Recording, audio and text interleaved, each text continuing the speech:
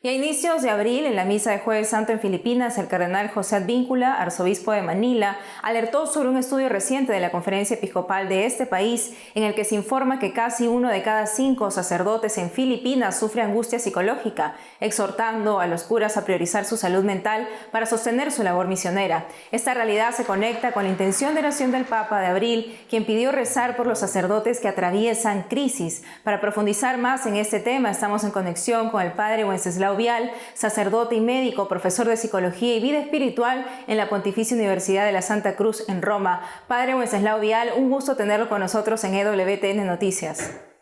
Muchas gracias. Padre, en Filipinas hay sacerdotes que sufren angustia psicológica, pero esto también puede ocurrir en otros países. ¿Qué significa angustia psicológica? Bueno, la verdad es que en muchos países, y no solo los sacerdotes, la gente sufre angustia psicológica o muchos otros tipos de problemas psicológicos.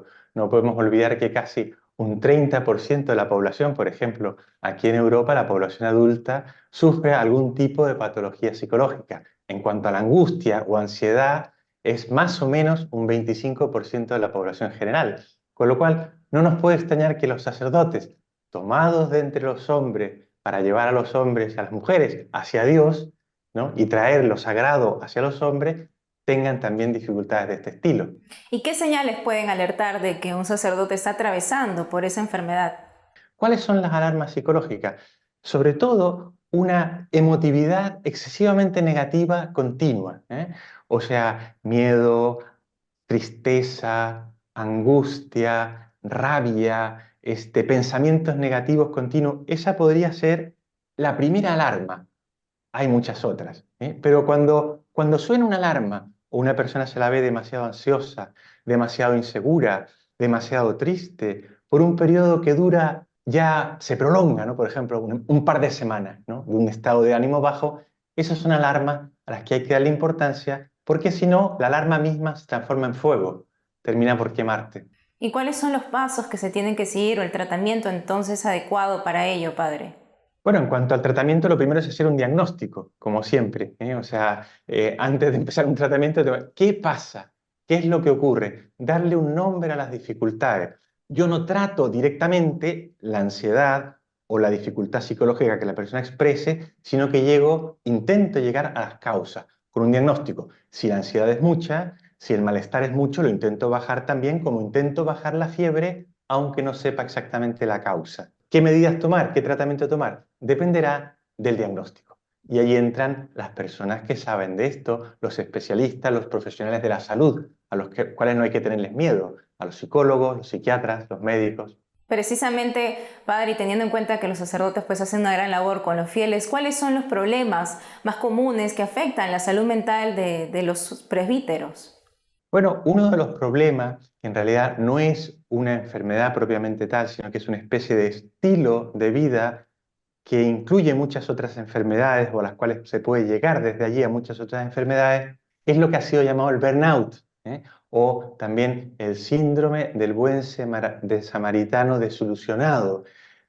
Es un estilo de vida, está considerado así por la medicina actualmente, ligado al estrés del trabajo. Se da en personas que trabajan sirviendo a otros, dándose a otros. Por lo tanto, los sacerdotes, como los médicos, los profesores, las enfermeras, incluso una madre de familia que tiene que cuidar de sus hijos y a lo mejor alguno con problemas, puede tenerlo. Es una especie de estado de agotamiento, ¿m? Un estado de cansancio que se confunde a veces con la depresión, pero que está unido al trabajo. Y lo curioso es que muchas veces no lo produce el exceso de trabajo, sino que un trabajo de servicio al que se le pierde el sentido, que ya no tiene sentido, que no se encuentra un sentido de por qué hago esto.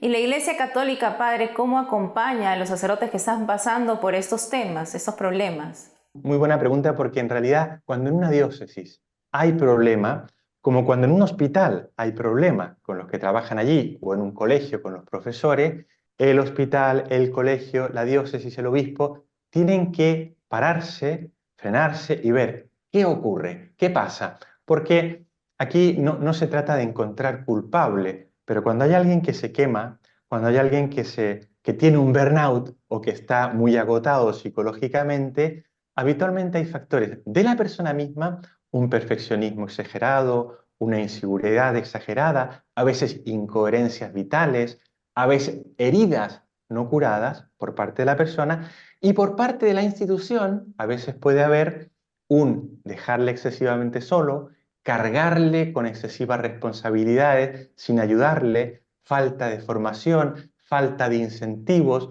Bueno, por eso es un trabajo conjunto. Así es, padre, y nosotros, como laicos, ¿cuál es el papel que debemos tomar en este acompañamiento? Bueno, te agradezco también mucho esta pregunta porque todas las personas en la iglesia, incluido yo y todos, digamos, tenemos que rezar por los sacerdotes, para que haya más vocaciones, para que los sacerdotes sean considerados como lo que son, o sea, de algún modo los encargados de llevarnos al cielo y de traer el cielo a la tierra, ofrecerse para ayudar, estar atentos a los pastores, no simplemente dedicarse a hablar mal de ellos, ¿no? Sino que ayudarles, apoyarles con la oración, subirles para arriba, para que ellos a su vez nos suban a nosotros, tomen lo sagrado de cada persona y lo lleven de algún modo al cielo y traigan el cielo a la tierra. Muy importante, padre, lo que nos comenta y no nos olvidemos, como dicen también para nuestros televidentes, orar siempre por nuestros sacerdotes. Padre Wenceslao Vial, muchísimas gracias por la entrevista y rezamos también por usted. Muchas gracias. Pues nada, hasta luego.